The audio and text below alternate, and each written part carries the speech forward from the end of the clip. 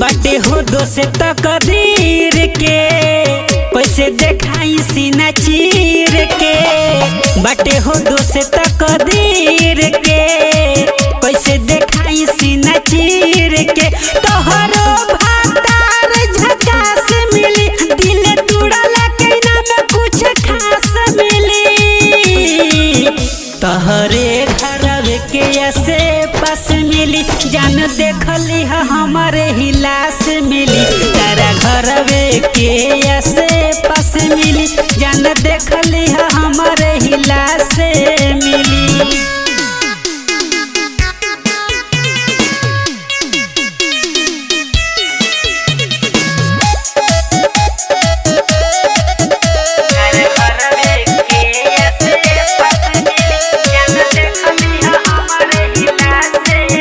सब वादा वचन भूलैलू हो अब दूसरा के तू तो भइलू हो। दिया जिंदगी के हमारा बुताई के जाने कावना तू राह पे गइलू हो।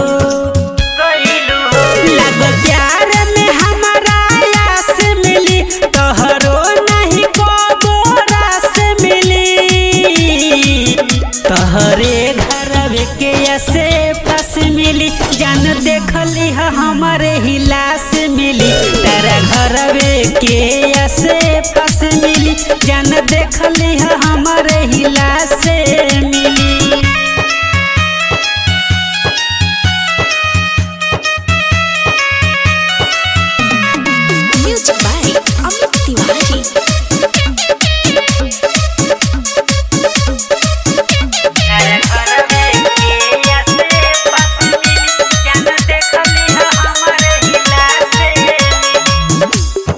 रहबू ना हम के बिसारी के बड़े साजन किस्मत से हारी के। ठेस पहुँचल शिवम बिहारी के अब देखी न तनिको निहारी के।